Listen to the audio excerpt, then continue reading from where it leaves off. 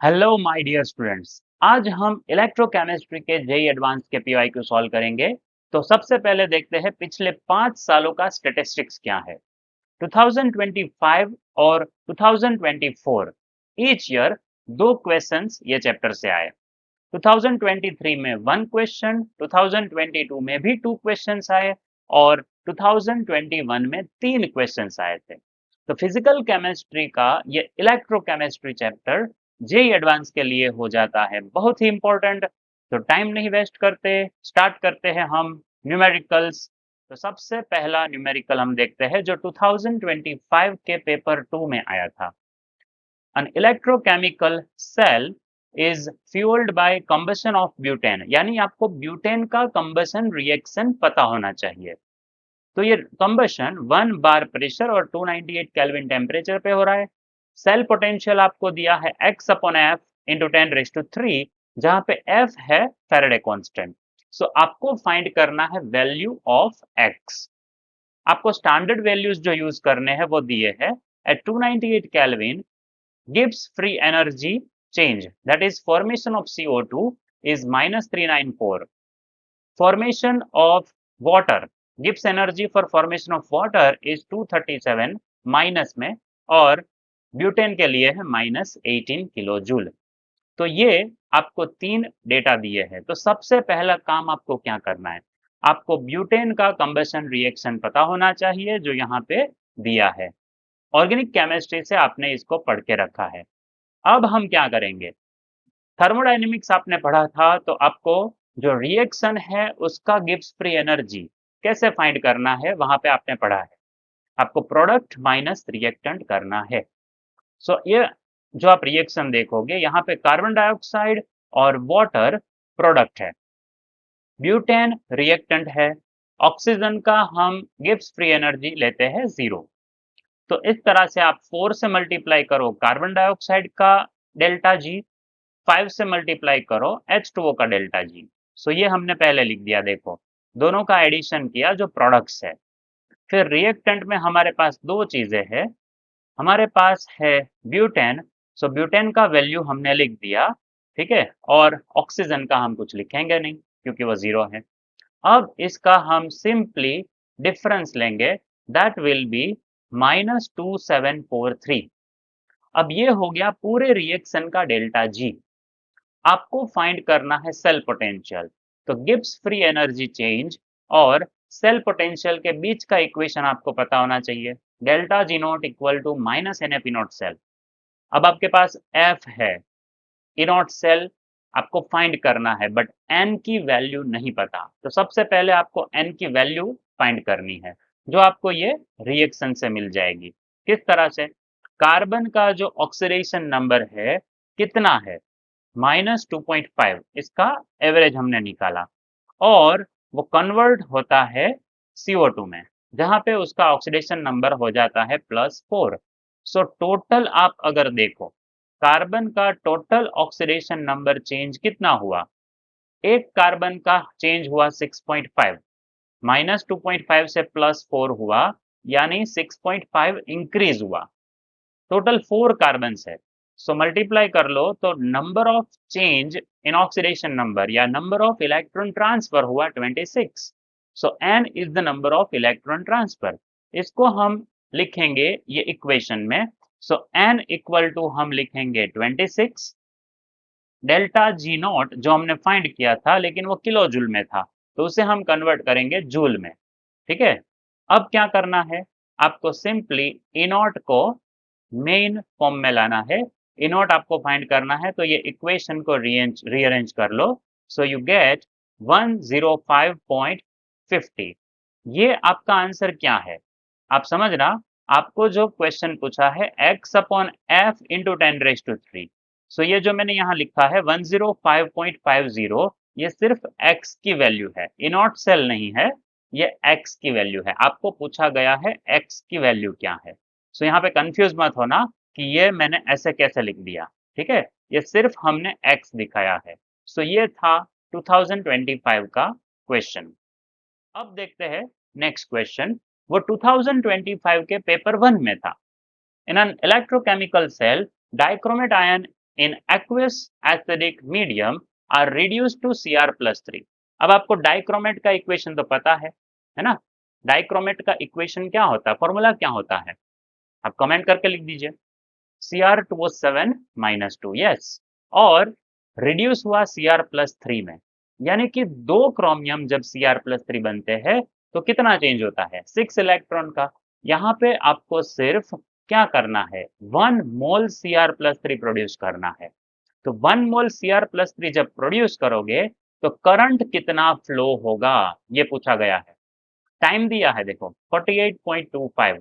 सो बहुत ही सिंपल सा equation Faraday law का आपको यहाँ रखना था। तो आइए हम देखते हैं। सबसे पहले आपको ये रिएक्शन जो मैंने कहा पता होना चाहिए। डाइक्रोमेट का रिडक्शन हो रहा है, लेकिन जब 1 मोल डाइक्रोमेट रिड्यूस होता है सो 2 मोल्स क्रोमियम बनता है Cr+3।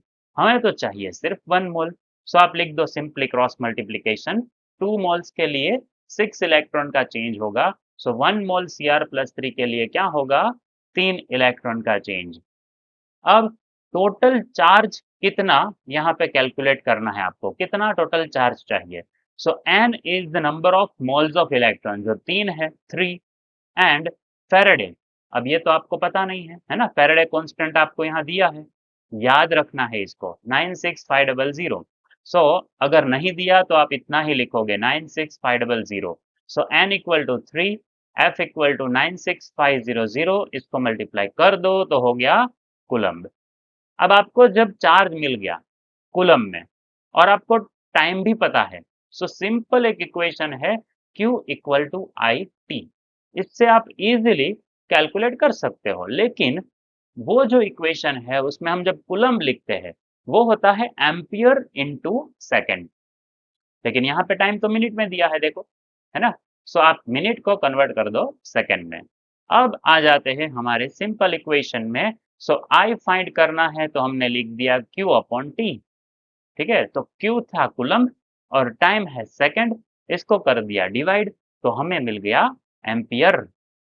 100 ampere is the answer.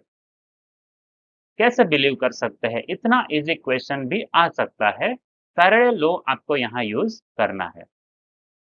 अब देखते हैं नेक्स्ट क्वेश्चन जो है 2022 का।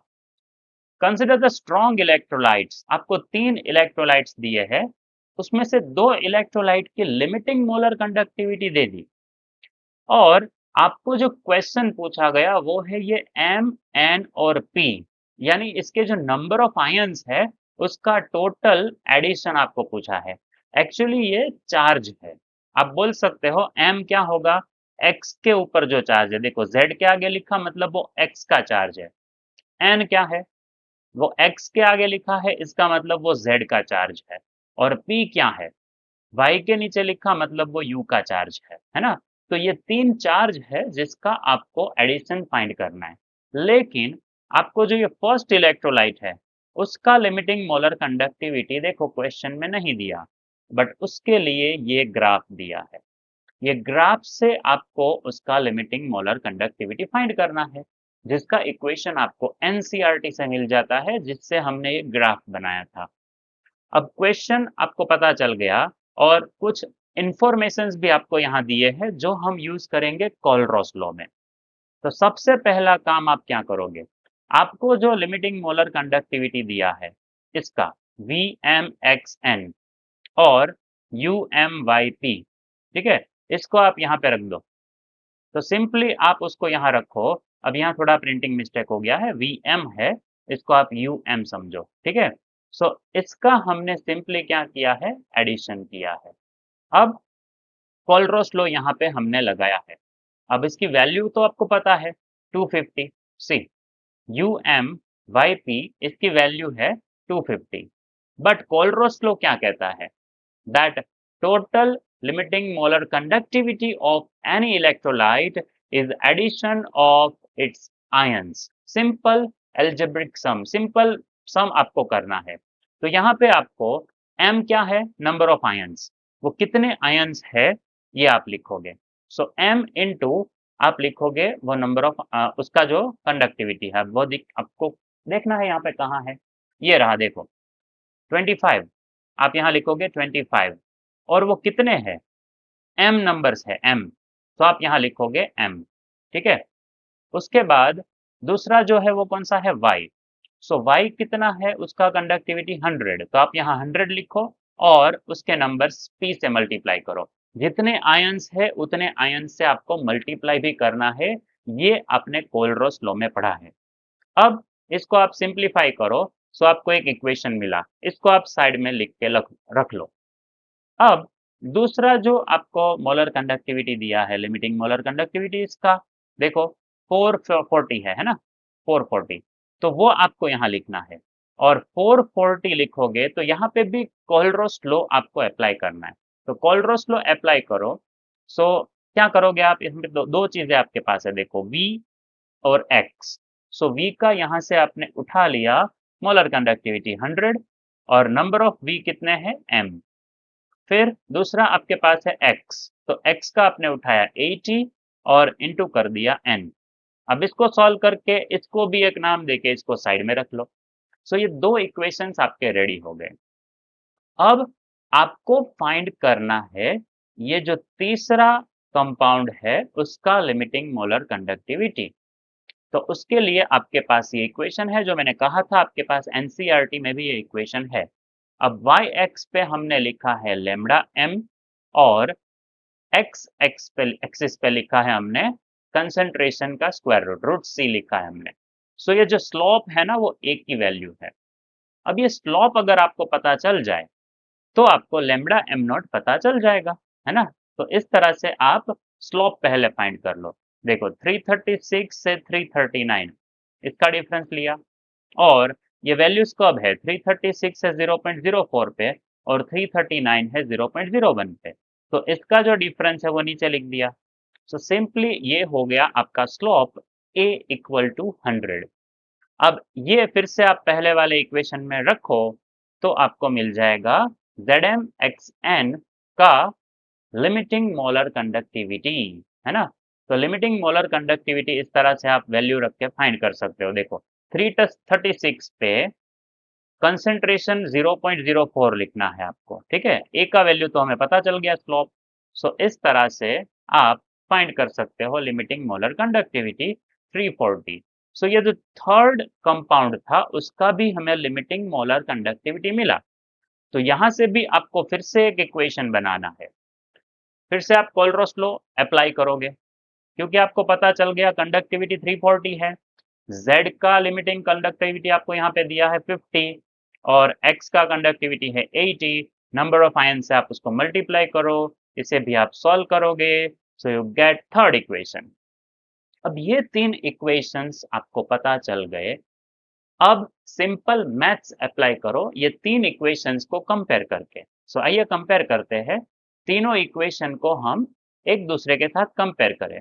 तो सबसे पहले 2 और 3, इसको अगर आप देखो, सो 5m कट हो गया अगर आप सिंपल इसका सब्ट्रैक्शन करते हो, डिफरेंस इसका लो, तो ये 5m कट हो जाएंगे और 34 से 22 माइनस करो, फिर 8 से 4 माइनस करो, तो 8 से 4 माइनस किया तो 4 आएगा, जिसको दूसरी तरफ डिवाइड में ले जाओ तो योर आंसर विल बी 3, है ना। आप सिंपल पेपर लेके इसको सॉल्व कर लो, इजीली हो जाएगा। अब दूसरा आप कंपेयर करो, या n को आप क्या करो इक्वेशन 2 में रख दो, n की वैल्यू 3 है तो 4 3 12, 12 आप दूसरी तरफ ले जाओ तो 10 और फिर 5 से डिवाइड करो, so you will get m equal to 2। Simple है ना, लिख के खुद एक बार ट्राई करो। अब हम फाइंड करते हैं दूसरा वैल्यू। आपको ये जो वैल्यूज मिले हैं इसको आप क्या करो इक्वेशन 1 में पुट करो, तो m इक्वल टू 2 यहाँ रखा गया दूसरी तरफ, तो हो गया 8, 8 divide by 4 you will gate 2, तो p इक्वल टू 2। अब आप फिर से एक बार देखो आपका क्वेश्चन क्या था, m एंड p का एडिशन आपको बताना है। सो m कितना हुआ, m की वैल्यू हमें कितनी मिली 2, n की वैल्यू 3 और p की वैल्यू 2, तीनों का एडिशन हो गया 7। So this is the answer. अब 2022 में एक और क्वेश्चन पूछा था, रिडक्शन पोटेंशियल आपको MnO4 -2Mn का कैलकुलेट करना है और जिसके लिए आपको बहुत सारे वैल्यूज दिए हैं। देखो, अब जैसे ही एक क्वेश्चन आता है आपको डायरेक्टली याद आ जाएगा गिब्स फ्री एनर्जी का चेंज करना है। बच्चों, आप सिंपली इसके रिएक्शंस लिख के पोटेंशियल का एडिशन मत कर देना। डायरेक्टली पोटेंशियल ऐड नहीं कर सकते। गिब्स फ्री एनर्जी आपको फाइंड करना है, उसके बाद आप पोटेंशियल फाइंड कर सकते हो। तो सबसे पहले हम क्या करेंगे, तीनों जो आपको यहाँ पे डेटा दिए हैं, देखो MnO4 माइनस से MnO2, इसका हमने पूरा रिएक्शन लिखा। आपको अगर पूरा रिएक्शन नहीं आता तो उसको लिखने की कोई जरूरत नहीं है। सिर्फ आप ये कैलकुलेट करो, Mn+7 से Mn+4 में कन्वर्ट हुआ, यानी कि 3 इलेक्ट्रॉन का चेंज है। सो डेल्टा जी नोट आप लिख दो 3F E01। ठीक है। इसके बाद दूसरा रिएक्शन देखो, उसमें MnO2 से कन्वर्ट हुआ Mn+2 में, यानी कि यहाँ पे कितना चेंज हुआ, +4 से +2, मतलब 2 इलेक्ट्रॉन का चेंज। तो डेल्टा जी के लिए आप उसके E0 को F और 2 से मल्टीप्लाई करो। NF E0 सेल इक्वेशन हम यहाँ पे यूज कर रहे हैं, सो 2 से मल्टीप्लाई कर दिया। तीसरा जो इक्वेशन आप लिखो Mn+2 Mn, मतलब यहाँ पे भी 2 इलेक्ट्रॉन का चेंज। सो इसका भी डेल्टा जी आप कैलकुलेट करोगे 2 से मल्टीप्लाई करके। सो ये आपके पास 3 डेल्टा जी है। अब आपको क्या करना है, आपको चेक करना है जो रिएक्शन आपको चाहिए MnO4 से Mn, ये किस तरह आ सकता है। क्या ये तीनों का सिंपल एडिशन करोगे, जैसा आपने हेस लॉ, थर्मोडायनेमिक्स में आपने हेस लॉ जब पढ़ा होगा तो आप देखते थे ना, किसी भी रिएक्शन का एंथैल्पी फाइंड करना है तो 2 या 3 रिएक्शंस के एंथैल्पी दिए हैं, उसका अगर एडिशन करते हो तो एंथैल्पी का भी एडिशन होगा।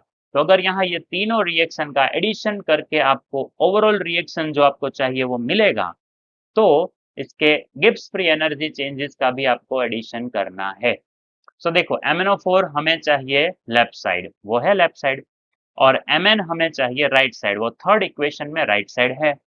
अब जो चीजें नहीं चाहिए वो डायरेक्टली कट हो रही है। देखो, MnO2, यहाँ MnO2, ये दोनों कट हो गया। Mn+2 और ये Mn+2, ये भी कट हो गया। सो सिंपली आपको ये 3 रिएक्शन का एडिशन करने से ओवरऑल रिएक्शन मिल जाता है जो आपको चाहिए, ये वाला रिएक्शन।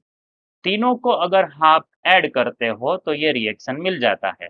एक पेपर ले लो, तीनों रिएक्शन का एडिशन करो और चेक करो क्या ये रिएक्शन आ रहा है। अगर नहीं आ रहा तो कमेंट कीजिए भाई सर ऐसा नहीं आ रहा। ठीक है, आ गया रिएक्शन। अब आप इसका डेल्टा जी लिखो। तो क्योंकि आपको इसका गिब्स फ्री एनर्जी फाइंड करना है, इसमें 7 इलेक्ट्रॉन है, सो इसका गिब्स फ्री एनर्जी होगा 7F E0 सेल। देखो 7F E0 सेल होगा क्योंकि 7 इलेक्ट्रॉन्स है। अब क्या करना है, एडिशन दिखाओ। तीनों का जो एडिशन है वो हम कुछ इस तरह से लिखेंगे, 5.04 लिख दिया पहले, बाद में 2.42 और फिर 2.06। जो वैल्यूज नेगेटिव में है उसको नेगेटिव में ही लिखनी है, और इस तरह से आप इसको ऐड करो। टोटल एडिशन राइट साइड है -5.4F, और लेफ्ट साइड जो लिखा मैंने ओवरऑल डेल्टा जी का वैल्यू है। हमें फाइंड करना था E0, तो आप E0 को एज इट इज रहने दो, 7F माइनस जो है उसको डिवाइड में लेके जाओ। सो माइनस वैल्यू कट हो जाएंगे, F भी कट हो जाएगा। सिंपल डिवीजन से आपको मिलेगा आंसर 0.77 वोल्ट। इसको राउंडिंग करके नहीं लिखना है, मैं बार बार आपको याद दिलाता हूँ। आप एडवांस की प्रिपरेशन कर रहे हो तो आपको ये पता ही होगा कि 2 डिजिट में, 2 डेसिमल पॉइंट्स में भी आंसर देने होते हैं। तो पहले ध्यान से इंस्ट्रक्शन पढ़ना है, उसके बाद आपको आंसर लिखना है। अब आते हैं नेक्स्ट क्वेश्चन पे। 2021 का क्वेश्चन है, at 298 kelvin the limiting molar conductivity of weak monobasic acid is. Weak monobasic acid है और उसका लिमिटिंग मोलर कंडक्टिविटी यानी लेमडा एम नॉट दिया आपको 4 × 10⁻², 7 सेंटीमीटर स्क्वायर मोल इनवर्स में है। At 298 kelvin for aqueous solution of acid degree of dissociation alpha, alpha आपको दे के रखा है, वैल्यू नहीं दिया, वो फाइंड करना है हमको। एंड द मोलर कंडक्टिविटी यानी सिर्फ लेमडा। देखो ये नाम जब पढ़ते हो तो सिंबल्स आपके दिमाग में आने चाहिए कि ये कौन सी वैल्यू है। उसका वैल्यू है y × 10⁻², तो ये भी फाइंड करना होगा, है ना। एट 298 केल्विन अपन 20 टाइम डाइल्यूशन, मतलब इसको हमने 20 टाइम्स डाइल्यूशन किया, उसके बाद मोलर कंडक्टिविटी कितना हो गया 3y इंटू 10⁻²। अब सिंपल क्वेश्चन आपका ये है, अल्फा फाइंड करो और y। ये दो अलग अलग क्वेश्चंस एक साथ इस तरह से 2021 में पूछे थे। ऐसा आपने देखा सॉल्यूशन चैप्टर में भी इस तरह से पूछा था। तो दोनों का हमें आंसर निकालना है। तो सबसे पहले जो डेटा दिए है वो लिख लेते हैं। Limiting molar conductivity is given, then molar conductivity is given, and 20 time dilution करने के बाद कितना मोलर कंडक्टिविटी है वो भी हम लिख लेते हैं 3y इंटू 10⁻²। अब आपको क्या करना है, कंसंट्रेशन जब पहला है, जब डाइल्यूशन नहीं हुआ, उसको आप C से डिनोट कर दो, और डाइल्यूशन के बाद अब 20 टाइम डाइल्यूशन हुआ तो कंसंट्रेशन क्या होगा C/20, तो उसको भी आप इस तरह से लिख के रख लो। अब क्या करना है, अब आपको सिंपल रिलेशंस है, दो रिलेशंस, उसको यूज करना है। पहला है अल्फा। आप जब भी डिग्री ऑफ डिसोसिएशन दिखाते हो तो limiting molar conductivity divide by molar conductivity divide by limiting molar conductivity करोगे।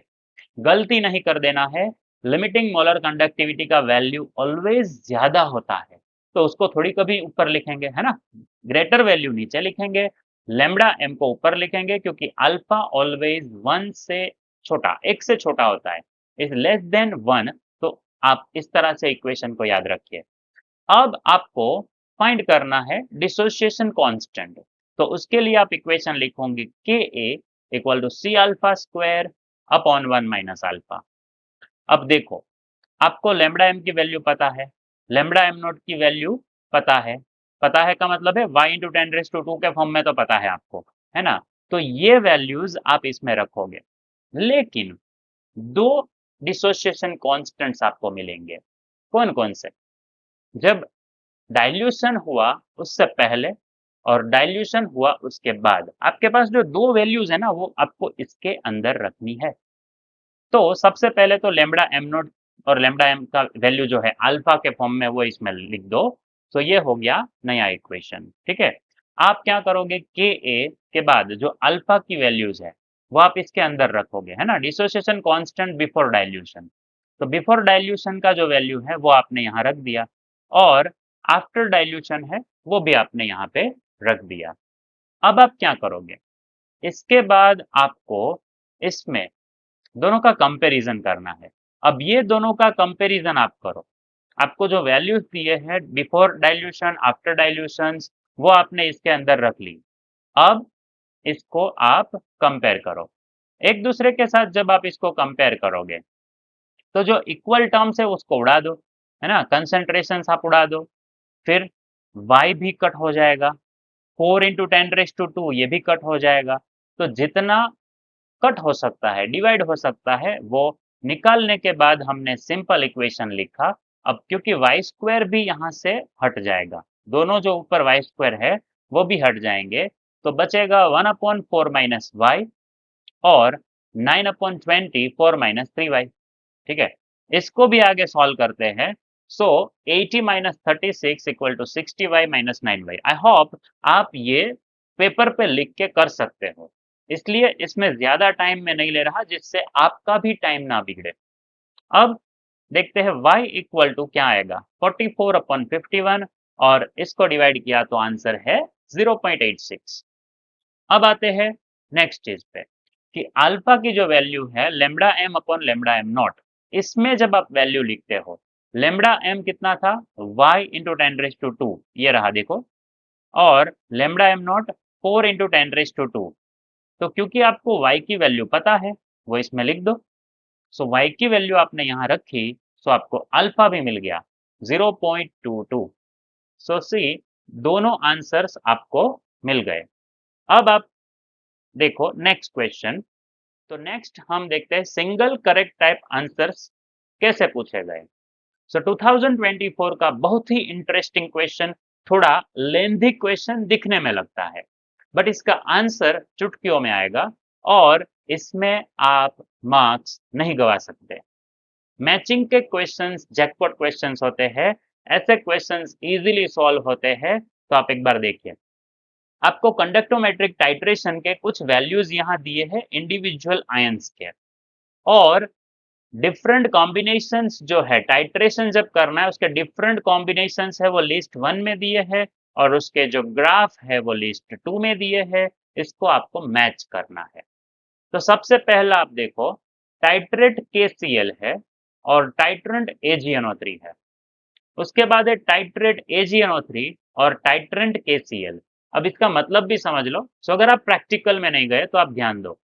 टाइट्रेट AgNO3 इसका मतलब है वो नीचे रखा है फ्लास्क में, और टाइट्रेंट KCl इसका मतलब वो ब्यूरेट से आपको ऐड करना है।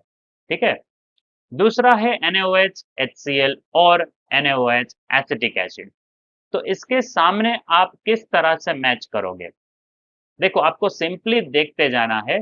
KCl इसका कंडक्टिविटी कितना होगा आप ऊपर से कैलकुलेट करो। 7.4, एक पेपर आपको मिलता है ना, तो रफ वर्क आपको उसमें करते जाना है। 7.4 और Cl है 7.6, तो ये दोनों का एडिशन करो, इट इज 15। अब आप उसमें AgNO3 ऐड करोगे, 6.2 एंड 7.2। ठीक है। तो ये दोनों का एडिशन कितना होता है? तो वो कम होता है। चलो कोई बात नहीं, कम है। बट जब दोनों ऐड करोगे एक दूसरे में, तो आपको ये पता होना चाहिए क्या रिएक्शन होता है। AgNO3 KCl के साथ AgCl बनाएगा जो है प्रेसिपिटेट। सो उसका कंडक्टिविटी तो हम कैलकुलेट नहीं करेंगे। तो AgCl आप यहां से हटा दो तो बाकी क्या बचेगा? पोटेशियम एंड नाइट्रेट, है ना। पोटेशियम और नाइट्रेट ये दोनों का आप कंडक्टिविटी कैलकुलेट करो। पोटेशियम है 7.4 और नाइट्रेट है 7.2, यानी कि थोड़ा सा कंडक्टिविटी डिक्रीज हुआ। पहले कितना था एडिशन? 15, और अब कितना है? तो नियरली 14.6। स्लाइट डिक्रीज आपको दिखेगा जब आप टाइट्रेशन स्टार्ट करते हो। लेकिन एक बार अगर KCl यूज हो गया, सारा KCl अगर आपका यूज हो गया, तो उसके बाद AgNO3 ऐड होगा, और स्लोली जो कंडक्टिविटी है वो फिर से इंक्रीज होगी। सो इसको हम इस तरह से समझते हैं। देखो, सबसे पहला KCl और AgNO3 है। तो आप जब AgNO3 ऐड करते हो तो KCl क्या होगा? यूज होगा, AgCl का प्रेसिपिटेट बनेगा, तो नाइट्रेट बचेगा, इसलिए कंडक्टिविटी थोड़ी डिक्रीज होगी। Cl माइनस रिप्लेस हो गया नाइट्रेट से। अब जब सारा Cl माइनस रिप्लेस हो गया, तो अब तो टाइट्रेशन होगा नहीं, AgNO3 ऐड कर रहे हो, तो स्लोली कंडक्टिविटी फिर से इंक्रीज होगी। सो ये रहा उसका ग्राफ, है ना। स्लोली क्या होगा? पहले कंडक्टिविटी डिक्रीज होगी क्योंकि Cl दूर हो रहा है और नाइट्रेट आ रहा है। अब नाइट्रेट का कंडक्टिविटी Cl से कम है, तो कंडक्टिविटी डिक्रीज हो रही है। बट सारा AgCl बन गया, सारा जो KCl यूज हो गया, फिर कंडक्टिविटी इंक्रीज हुई। अब बात करते हैं नेक्स्ट, AgNO3 उल्टा कर दो आप। AgNO3 में KCl ऐड करो। सो आपको अब तो पता चल गया होगा कि अब AgNO3 में नाइट्रेट रिप्लेस होगा किससे? Cl से, है ना। AgC मतलब AgNO3 में जब आप KCl ऐड करते हो तो AgCl बनेगा, तो Cl रिप्लेस हुआ और ऐड क्या हुआ उसमें? नाइट्रेट तो पहले से था, है ना, K प्लस ऐड हुआ, तो अब यहाँ पे कंडक्टिविटी स्लोली इंक्रीज होगा, है ना। नाइट्रेट पहले से था, KCl ऐड करने से क्या हुआ? AgCl का प्रेसिपिटेट बना, सो नाइट्रेट तो प्रेजेंट है और K प्लस ऐड हुआ, सो यहाँ पे कंडक्टिविटी पहले स्लोली इंक्रीज होगी, but once all the AgNO3 is used, KCl अब जब ऐड करोगे तो कंडक्टिविटी में क्विक इंक्रीज आपको दिखेगा। अब आते हैं नेक्स्ट, आप NaOH में HCl ऐड करते हो, तो Na प्लस OH माइनस दोनों आयंस बहुत ही स्ट्रॉन्ग है, मतलब NaOH स्ट्रॉन्ग इलेक्ट्रोलाइट है। बट आप उसमें HCl ऐड करते हो तो H2O बनेगा, है ना। तो आप बोल सकते हो कंडक्टिविटी में आपको डिक्रीज दिखेगा, वो भी साफ डिक्रीज होगा। जब सारा NaOH यूज हो जाएगा तो HCl अपना रंग दिखाएगा, मतलब सॉल्यूशन रंग नहीं, कलरफुल नहीं होगा, बट H प्लस का कंडक्टिविटी इंक्रीज होगा। इसका मतलब ये होगा आपका ग्राफ, पहले स्टिप डिक्रीज होगा और बाद में स्टिप इंक्रीज होगा, क्योंकि दोनों स्ट्रॉन्ग इलेक्ट्रोलाइट्स हैं।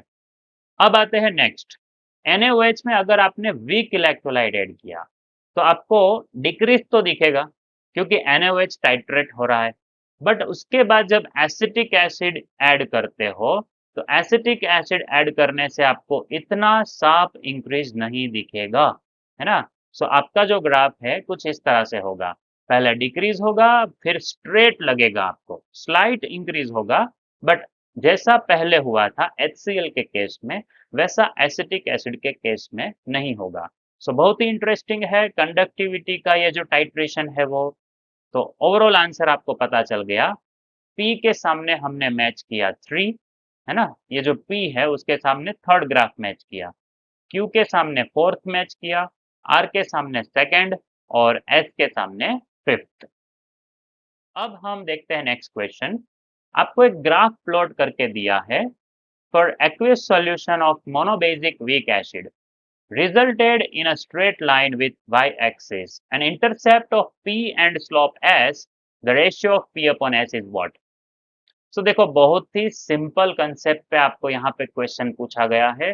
आपको अल्फा और के ए डिसोसिएशन कांस्टेंट ये दोनों से इसका आंसर मिल जाएगा। दोनों के इक्वेशंस आपको पता होने चाहिए, अल्फा का क्या है और डिसोसिएशन कांस्टेंट का इक्वेशन क्या है। फिर उसमें थोड़ा सा रीअरेंजमेंट करेंगे तो ये वाला जो ग्राफ है उसका इक्वेशन मिल जाएगा। तो सबसे पहला हम लिख लेते हैं, वीक एसिड के लिए अल्फा होता है molar conductivity upon limiting molar conductivity, then K a value होता है C alpha square upon 1 - alpha, but क्योंकि वीक एसिड है तो इतना सारा डिसोसिएशन हुआ नहीं होगा, इसीलिए हम लिखेंगे K a 1 - alpha equal to C alpha square. आपको ये पता होना चाहिए हम अल्फा क्यों लिखते हैं, है ना, वीक एसिड है इसलिए हम अल्फा लिखते हैं, ज्यादा डिसोसिएशन नहीं हुआ।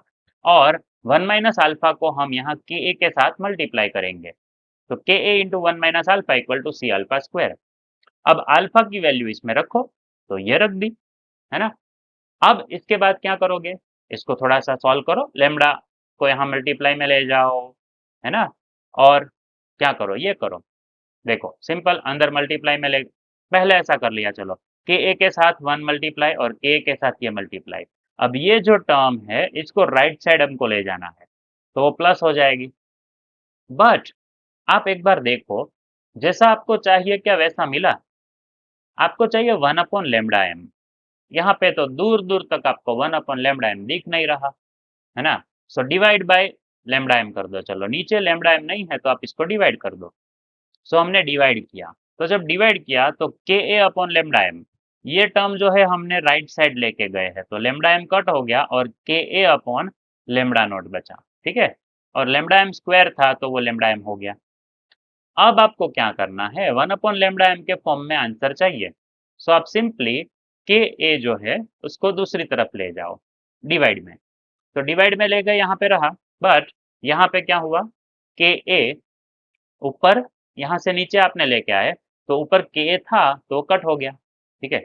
अब एक बार देखो क्या आपको जैसा चाहिए वैसा मिल गया, 1/λm अगेंस्ट सी लेमडा एम, तो ये 1/λm है और ये है सी लेमडा एम, सो ये वाई एक्स है और ये एक्स है, तो ये हो गया हमारा स्लोप, है ना, पी जो एस सॉरी स्लोप एस, ये हो गया, और ये 1/λ0 हो गया इंटरसेप्ट पी, ठीक है। देखो प्लॉट आप अगर करोगे 1/λm versus C lambda M, तो स्लोप क्या हो गया, ये जो नीचे है वो, और इंटरसेप्ट हो गया 1/λ0। सो अब आपको P अपॉन एस करना है, तो P डिवाइड बाई एस जब आप लिखोगे तो एक लेमडा नोट कट हो जाएगा क्योंकि स्क्वायर है और ये आ जाएगा ऊपर, है ना, सिंपल। आपको आंसर मिल गया, चेक करो ऐसा कुछ है यहाँ पे, दूर दूर तक कहीं पे दिख रहा है 50-50 कोस दूर, ये रहा। थोड़ा सा आप ऐसा बोल सकते हो कि यहाँ पे क्वेश्चन में हमारा m सॉल्यूशन में m कट गया है, लेमडा नॉट हमने लिखा है तो ये आंसर है ना, K a lambda naught means A is the answer, A is the right answer. अब हम देखते हैं more than one correct answer, है ना, मल्टीपल करेक्ट आंसर वाले कुछ क्वेश्चंस। 2024 का जो क्वेश्चन है, an aqueous solution of hydrazine N2H4 is electrochemically oxidized by O2, thereby releasing chemical energy in form of electrical energy. One of the products generated from the electrochemical reaction is N2. Choose the correct statements. So simple reaction based question है, थोड़ा सा आपको inorganic भी clear होना चाहिए और electrochemistry से तो हो ही जाएगा। देखो, सबसे पहली बात आपको यहाँ पे जो पता होनी चाहिए, एनोड पे होता है ऑक्सीडेशन और कैथोड पे होता है रिडक्शन। सो हमें एनोड पे करना है ऑक्सीडेशन, है ना। तो ऑप्शन ए देखो आप, OH minus ion react with N2H4 at anode, तो ये तो सही है। N2H4 एनोड पे N2 बनेगा, अभी एनोड पे नहीं बनेगा तो कहाँ बनेगा, तो यहाँ पे हो गया उसका देखो ऑक्सीडेशन। बट जैसे ऑक्सीडेशन हुआ सो उसने 4 इलेक्ट्रॉन लूज किए, so it is correct, 4 electrons are released. ठीक है, सिंपल रिएक्शन हो गया, तो ऑप्शन ए इज 100% करेक्ट। लेकिन जो सेकंड क्वेश्चन है, देखो सेकंड ऑप्शन है, at the cathode N2H4 breaks. अब कैथोड, जैसे एनोड पे क्या हुआ, ऑक्सीडेशन हुआ, वैसे कैथोड पे होगा रिडक्शन, ऑक्सीजन का रिडक्शन होगा। लेकिन यहाँ पे लिखा है ब्रेक होगा, N2H4 ब्रेक होगा। अब वो वहां क्या करेगा, वो बेचारा एनोड पे टूट गया तो कैथोड पे क्या करेगा।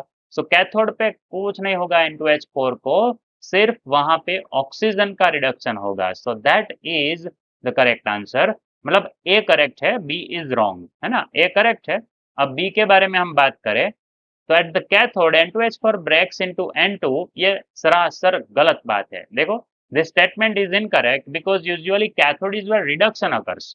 यहाँ पे कोई टूटने की प्रोसेस नहीं होती, यहाँ पे ऑक्सीजन का रिडक्शन हो जाता है। सो C is the correct answer. C. At the cathode, molecular oxygen gets converted to OH minus. This statement is correct. Yes, oxygen का reduction होगा। At cathode, alkaline medium, oxygen undergo reduction. देखो, O2 OH minus में convert होगा। So it is correct. ठीक है, अब हम आते हैं लास्ट स्टेटमेंट पे, oxide of nitrogen are major by product of the electrochemical process. तो ये जो क्वेश्चन, ये जो दिया है आपको, ये भी इनकरेक्ट है। कैसे, oxides of nitrogen are major product is generally incorrect because primary product from the electrochemical reactions of hydrogen is nitrogen gas. यहाँ पे मेन प्रोडक्ट ऑक्सीजन नहीं है, ऑक्सीजन तो ऑक्साइड नहीं है, क्योंकि ऑक्सीजन तो खुद क्या करता है, हाइड्रोक्साइड में रिड्यूस हो गया। नाइट्रोजन है यहाँ का main product. So formation of oxides of nitrogen would be notable only under different specific conditions not mention in this context. यहाँ पे आपको ऐसा कुछ नहीं दिया है जिससे आप ऐसा बोल सको कि ऑक्साइड बनेगा। नाइट्रोजन बन रहा है और ऑक्सीजन का रिडक्शन होके हाइड्रोक्साइड बन रहा है जो वाटर में कन्वर्ट हुआ। So oxides are not formed. So option A and option C are the only correct answer.